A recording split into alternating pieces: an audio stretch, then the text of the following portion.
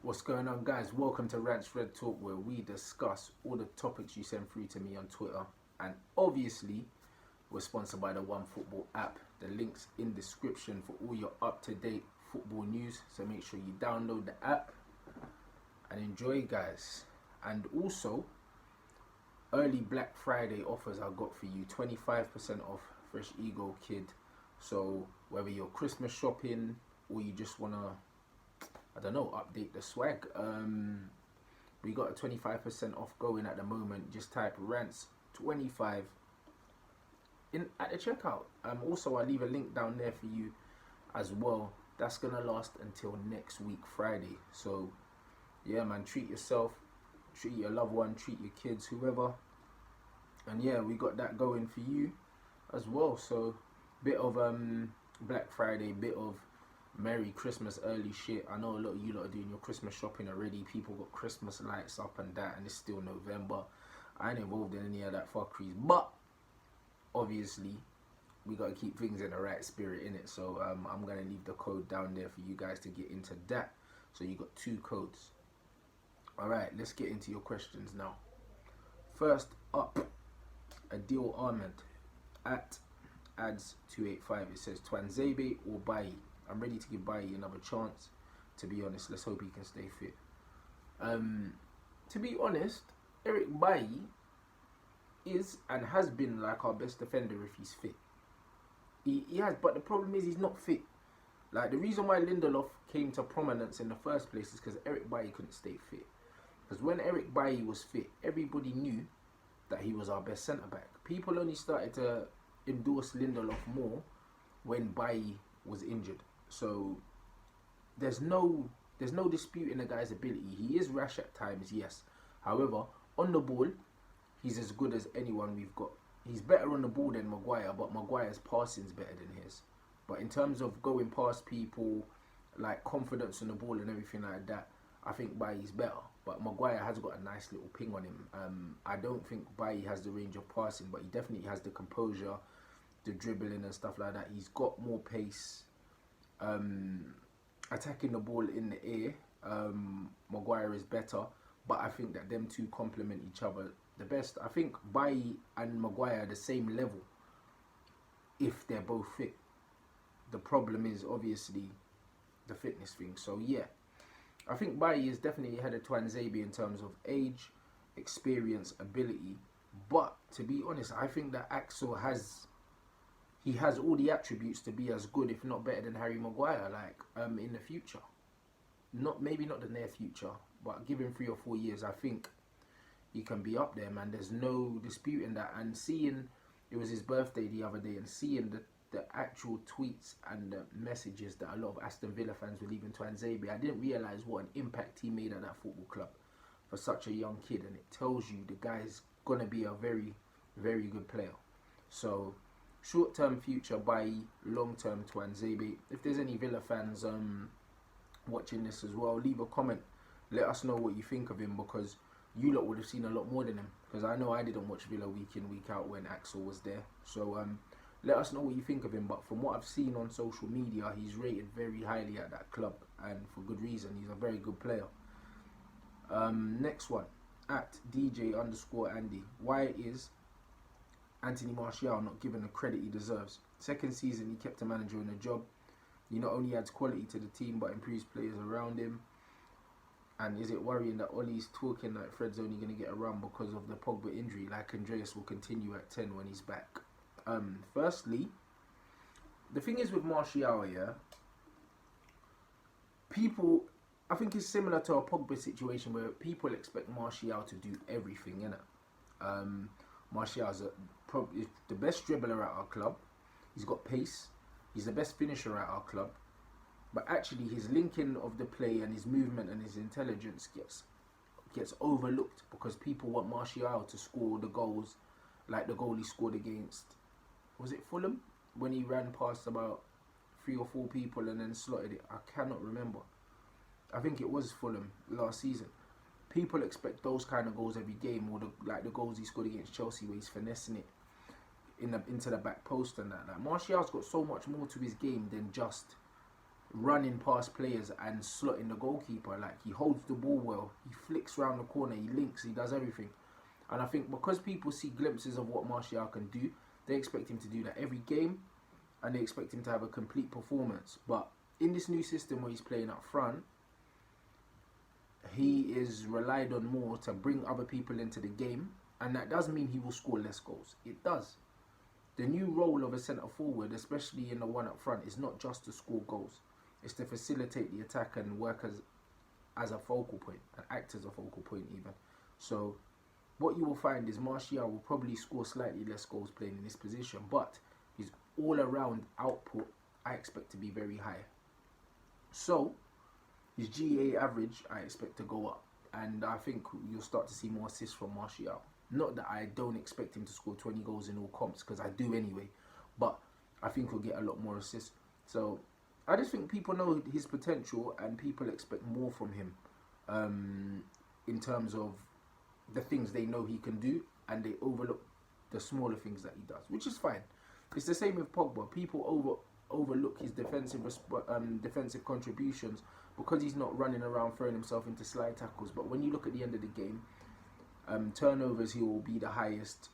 Distance covered, he'll be the highest. Like, duels won, he'll be the highest. But then people say, oh, like, he had a bad game because he didn't get a goal and an assist. This is football, guys, unfortunately. But I honestly don't think that he's not given the credit he deserves. I just think that a lot of people don't know what they're looking for with him. They're only looking for one type of thing, and that's all that they judge him on. But it will come, man. And as for the Pogba thing, I said it before. Oli stumbled across the Fred thing. I don't think that Oli likes Fred. I don't think that Oli wanted to play Fred. I think that he had to play him because we had no one else. Matic is injured and also taking an absolute fucking piss, like in certain posts on social media. I do not believe for one bit that Oli saw Fred playing well and said, you know, I'm going to keep playing him. I believe he just stumbled into playing Fred because he had no one else. And I do believe when Pogba comes back, he probably will drop Fred. Like, it doesn't really surprise me. Let me know what you think of those two things in the comment section, guys. Those were kind of, even though it was one question, there was kind of two parts to it. At Bakala Kelly, now that Poch is available, would you sack Oli now, or let him see out the season and bring in Poch so he can plan his ideas and see what he'll be working with and who he should bring in? Me personally, I would sit down with Pochettino, and I would arrange for Pochettino to come in the summer. I would also arrange a director of football to come in with Pochettino. So I'd want to have them two things lined up together instead of just bringing in Poch. Like, it don't make no difference. If you just brought in Poch now, I don't see it changing the difference to making a difference to where we finish at the end of the season. Yeah, we'll finish a bit higher, but either way, we're not going to finish in the top 4. I think that long-term overhauling of the structure is more important. No matter how much time we give Oli, he's never going to be at the level of a Pochettino. Oli's been coaching for over a decade, yeah, and Mulder and Cardiff are the only 2 clubs on his resume, which tells you that that's his level, innit?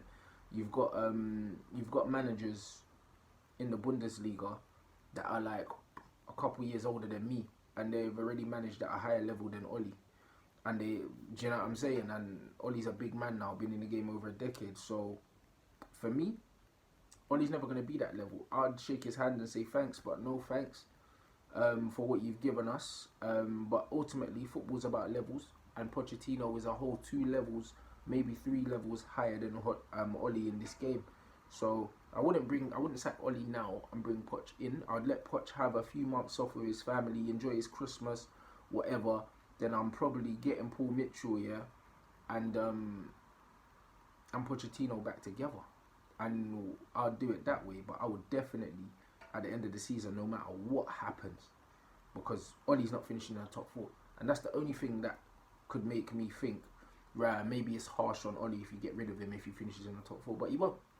So, harsh or not harsh, I would get rid of Oli for Poch at the end of the season, regardless of what happens, because I believe if you're a serious team, you have to make that move. If Tottenham are getting rid of Pochettino after him pretty much building that club up with his bare hands, then I don't think that sentiment should stop us from sacking Oli, because sentiment didn't stop them from getting rid of Poch when he probably didn't deserve the sack after everything he's done. If anyone deserved time, it was Pochettino. He didn't get it, so Oli shouldn't get it either. Let me know what you think in the comment section. Very good question. Yvonne United, do you think Spurs will finish higher than us now they've hired Jose? I think they would have finished higher than us anyway. I think they will. They do not only have a better squad, but now they have a better manager as well. Yeah, it's true, but I think even with Poch, they were finishing above us anyway, to be honest. I don't think Tottenham are going to finish above us because they've got Mourinho. I think Tottenham are going to finish above us because they're going to finish above us because they've got better players than us, and they have a better manager than us, and they had a better manager than us even when they had Pochettino. So actually, what your question insinuates is that Oli's a better manager than Poch, and he wasn't, and he isn't. So Tottenham were going through a bad patch, and they were always going to finish above us anyway. Let me know what you think in the comments, guys. This one says, Rashford FC, would you prefer Edin Dzeko, Haaland or Mandzukic? For me, Edin Dzeko is the only top-class striker in there. Like, Mandzukic has his moments, but Edin Dzeko, when you look at what he's done in football, I think it was Werder Bremen he came from. No, Wolfsburg, sorry. It was Wolfsburg he came from, because it was him and Graffici, I think, that played up front, and them two were just banging out goals, fam. And then he went to Man City, done absolute bits, bruv. And Dzeko was one of them ones where he was a proper cold, ice cold finisher, proper out and out striker. And even when he was batting out the Premier League, he never got the respect he deserved, bruv. He never did. Like, I always rated him. He can finish with both feet. He can hold the ball. He's good in the air. And even though he hasn't got pace, his movement's very good. And Edin Dzeko never really got the respect he deserved. Then he went out to Roma, and he was doing bits in the Champions League, and still, like, it's funny, certain players, like, PR is a massive thing in football. There's certain players that go about their business and just do things, and they don't really get the gas. Then there's certain men that don't really do much, and they get bare gas. Do you know what I mean? And then players that tend to get loads of gas, like, for instance, Haaland, like, 6 months ago, didn't none of you lot know who he was. All of a sudden, man are like, oh yeah, he's definitely going to sign for United. Solskjaer used to manage him. But then, if Solskjaer rated him so fucking highly, when he knew Lukaku was leaving in March, why didn't Solskjaer go and get Haaland on the cheap? Because he could have gone and got him for like a 20 mil. And everyone would have said, yo, this is an absolute gem or something like that. But now, the gas levels, he's going to be worth 70 fucking million now, bruv. And he ain't really done fuck all in football. Yeah, well, so what if he sleeps with his hat-trick balls? Like, nobody cares, fam. Like, what have you really done? Like, you're playing in a Farmers League, and yeah, you scored a few goals in the Champions League, but we don't know if it's because you're wavy, or if it's because you're unknown quantity to certain teams, and people just don't know how to deal with you yet. Do you know what I'm saying? So the jury's still out on Haaland. Like, I would take him, but I would only take him for a reasonable amount of money, because he's not better than Anthony Martial. He's not. He's just another goal scorer like Lukaku, who will score goals. His all-around game's not that great. His link-up play and hold-up play is not that great. He's a very good athlete. He's got a physical presence, and he'll score goals if he gets chances. But I believe a striker like Haaland, you have to build the team around him scoring goals, similar to Lukaku. And I don't think the way this United fluid forward line is going and evolving, I don't think you bring in a striker like him. Like, I don't think that improves us. What does that mean? You drop Martial? Or you play Martial on the right wing and kill him, or you play Rashford on the right wing and you lose something. Like, for me, Haaland's not the answer. I don't believe we need him. People are saying, oh, what if Martial gets injured? But I don't think Haaland's going to come in and want to play a bit part role, come in and know that he's not starting. Whereas with Dzeko, at his age, he'll be happy to come off the bench for half an hour. Same will go with Mandzukic, but I prefer Dzeko because I think Dzeko's better. Let me know what you think in the comment section. Edin Dzeko, Mandzukic, or Haaland. At Christian J, given the current circumstances, which club out of Arsenal and United do you think will be able to reset, start building towards, and reach the former glory they held in the game in the early 2000s? When we say former glory that Arsenal held and that, bruv, they never won a Champions League. You see what I mean? So the heights that United were at, Arsenal never reached anywhere near that. You know what I mean? Look at the amount of Premier League titles we've got. Arsenal got not even a handful. So I don't think saying competing, like getting back to the heights. I don't think that them man's heights were anywhere near ours. I think that their heights were overstated because they done an invincible thing that everyone will always remember. But actually, the level that they got to, they weren't an elite club for many years. I'll say maybe 5 years. They were an elite club, and other than that, they've just been a very good club. We were an elite club. So I think we've got a lot further to go to get anywhere near where we were. Arsenal are a lot closer to where they were. Arsenal just need to win a Premier League. I don't think I'll ever see Arsenal win a Premier League again. Will we see Manchester United win another Premier League again? I don't know. Under new ownership, which is inevitable at some point, I think we can get back there. I definitely think Manchester United will win another Premier League before Arsenal do. I believe I'll see United win another Premier League in my lifetime. I don't think I'll see Arsenal win another Premier League. So I don't know if that answers your question, bro. That's how I have kind of comprehended what you said. Let me know in the comment section, guys. At Kingwells_, if Oli plays a healthy Pogba as an attacking midfielder, do you think United can win the Europa League? Bro, I'm not even going to pretend that I know every team that's in the Europa League at the moment. I don't. I go to the games, but I don't look around the tournament because it's a tournament that doesn't interest me, to be completely honest. So I don't know what other teams we've got in the Europa League, and I'm not going to disrespect them by saying, yeah, United have to win the Europa League, because I'm fully aware that we're not the force that we used to be.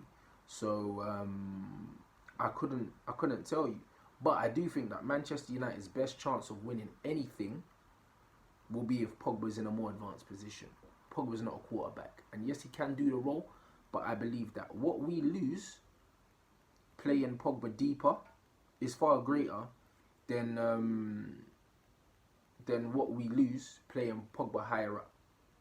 There is a trade-off, absolutely, because we are definitely lacking, but I just feel that Pogba higher up offers you goals and assists. Pogba further back will get you assists, not as many assists, and also at the detriment of goals. And because we don't have any prolific attackers in the team, only Martial and Rashford we're looking at that are really going to hit double figures goals and assists. So because of that, like, we can't afford for Pogba not to be scoring goals. We don't have that kind of player. So I think that Pogba has to be up there. Let me know what you think in the comments, guys. We're almost there now.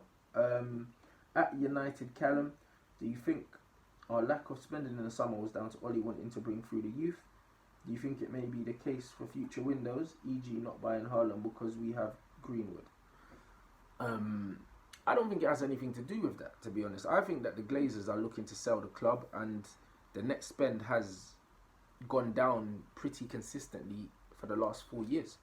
And I genuinely think that the plan for the Glazers is to maximise commercial revenue while minimising outlay.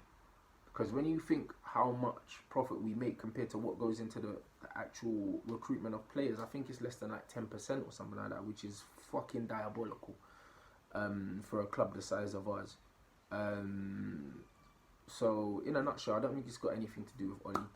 I think Oli talks a lot about the youth and bringing through the youth, but look at what Chelsea are doing in comparison to us with the youth players. Mason can hardly get a game.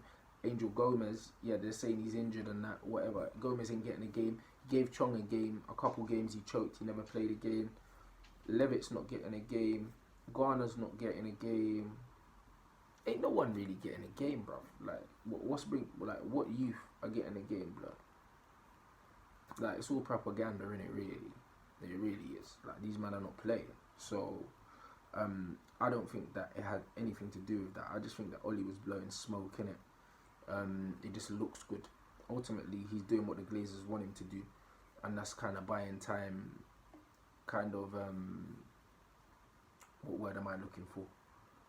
He's just endearing himself to the fans in it and saying the right things. But ultimately, when you look at it, the proof is in the pudding, as they say, and Oli hasn't done really fuck all with the youth, man. You know what I mean? So I don't expect anything to change on that front. So I'm not going to give him credit for the lack of spending or whatever. I don't think it's that deep. I just believe that the money's not available to him.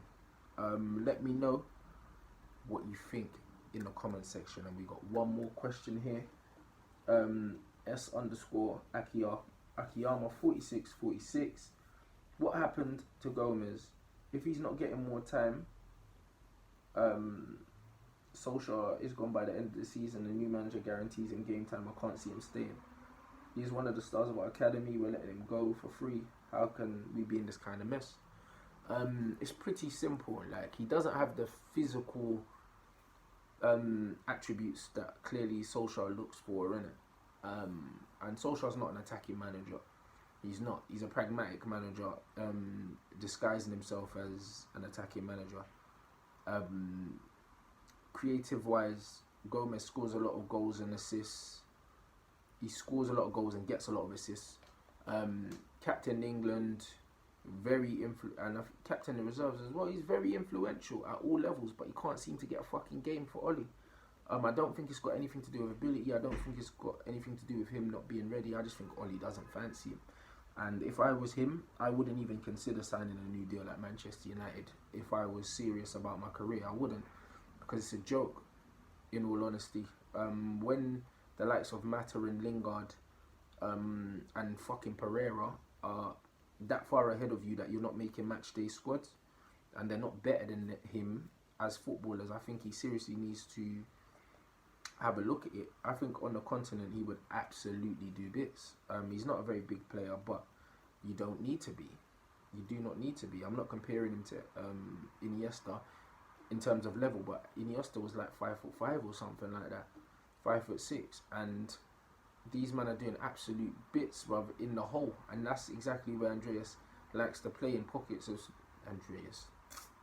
Angel likes to play in pockets of space, and he's clever enough. He's got the speed of thought, and he's got the ability that he can play. I don't believe that his size is a factor, because it's not like he's not powerful, man. He's smashing shots in the top corner from 25 yards. So the prowess is all there. I just think that he needs a manager that believes in him, and that's just going to play him. And I don't think Ollie's that guy. So unless we do get a Pochettino or a manager with the mindset that your ability is what's the most important thing, I don't see him playing at Manchester United. So for me, I think he'll leave. And if I'm honest, stylistically, I think that there are other leagues that suit him better. I think that he would do well in Germany. I could see him playing at a Dortmund or something like that. He's that kind of player. So for me, if I'm Angel, I'm dipping. Let me know what you think about that situation, because it's very, very mixed. Yeah, there's a lot of talk about people saying, oh, Chom needs to go on loan. I personally don't think he's good enough. There's talk of him saying that he's going to leave. I'm not bothered about that. But you hear a lot of people talking up for other players. But Angel, who is probably one, if not the most talented out of all of our youth team, is the one player that a lot of people aren't really mentioning his absence. So let me know, guys. That was your Rants Red Talk. As remembered, sponsored by the OneFootball app. Links in the comment section. If you've already downloaded the app, also, yeah, let me know in the comment section. Let me know how you're getting on with it. Also, Rants 25 at the checkout. £65 or more, you get 25% discount. And yeah, just enjoy that, man. Available for a week. An offer that we've got going. It's always nice to kind of give back to you guys when we can. I appreciate the support. The numbers keep rising. The subscriptions keep rising. So anytime I get something like that I can offer you lot, I'll let you know. And as of the last competition as well, soon we'll find out who got the Manchester United shirt, and I'll announce that on here as well, guys. So make sure you head down to this the description. Enjoy your discount. Enjoy your new app. And I've got another Total Football to come this week, and also you'll have your match review for the Sheffield United game. Should I talk about that? I won't talk about that, but I'll just give you my match predictions. I'm predicting a sass 1-0. Like, I think it's going to be a shit game and we'll just nick it. But Just don't be surprised if it's a stalemate, guys. If it's a draw, to be honest, the way we're playing. But in your match review, or in my match review, I'll let you know how I found the game. Peace.